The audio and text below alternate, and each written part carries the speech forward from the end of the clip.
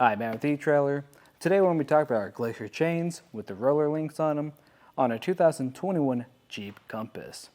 And today we're going to have it on our front axle, as what the manual recommends. And our tire size is going to be 215/65 R17. Well, let's take a closer look at these chains. These are going to be a great set of chains for you if you're looking for something for a couple reasons. Either you're looking for something for emergencies or just real light duty use, or you live in a state that requires you to have chains.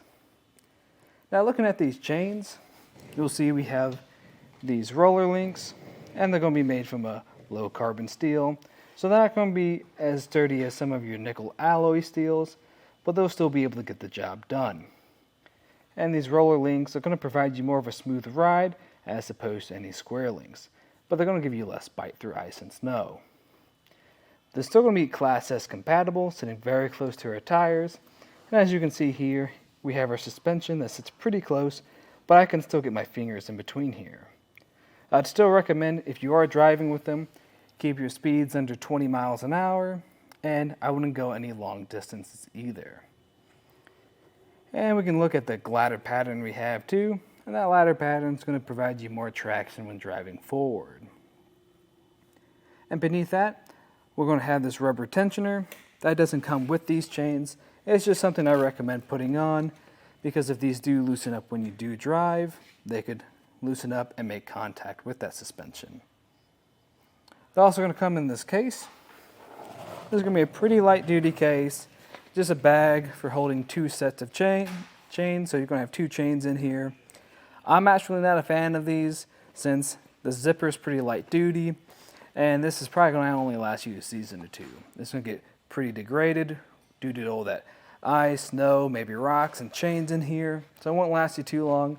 So what I'd actually recommend is investing in a small tote or box. But overall, this will be a good choice for you if you're just looking for something for emergencies or limited use, or you just live in that state that requires you to have them. Now, if you're looking for something with a little bit more bite, I'd recommend any of our chains that have the square links on them on our website. Overall, though, the installation was pretty straightforward, but if you need any help with that, just stay tuned and we'll show you how to do it. Now, to start off with installation, I just recommend getting some gloves and putting on your chains in a nice dry environment. You don't want to have to put these on for the first time on the side of the road in the middle of a blizzard. But once you have them out, we can take a closer look at them, making sure there's no damages to our links and nothing looks twisted up. After that, we want to make sure this is in the right orientation, making sure these hooks are facing up if you do plan on draping them over. Another good thing to check too is on the back side of these, this says tire side. That lets you know what side to make contact with your tire. After when you have everything situated, then we put our tire chains on.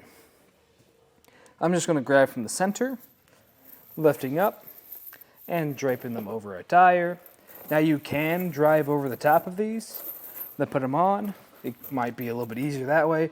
Just make sure you flip them over if that's the case. Now, when you have them at this point, just kind of situate everything so it's going to be a little bit easier to grab when you get underneath your car. And now that we have it at this point, we can go on the back side and make those connections.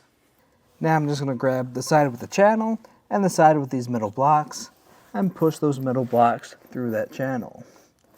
Now, this might be a little bit difficult for you if you're a larger person, since it is a little bit of a tighter fit down here. It might take you a few tries to do this too, just trying to figure out what's going to be the right amount to tighten it by from the back. But after, when you slide these blocks through, then you'll be able to go on the front side and make that final connection.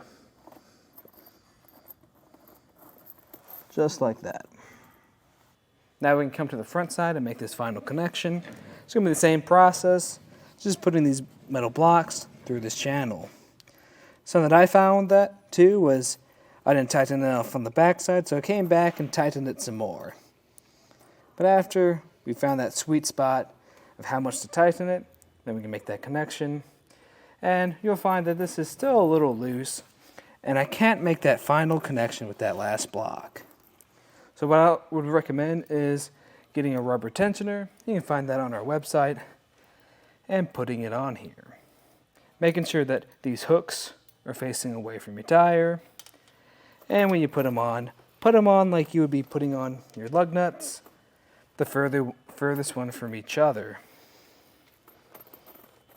And after when you've done this on this side, you repeat that same process on the other side. And after that, I'd just recommend pulling forward some or backing up some. Just make sure that connection is still good. But if you liked everything you saw today, that's just a look at the installation and some of the features of the Glacier Chains tire chains on our 2021 Jeep Compass.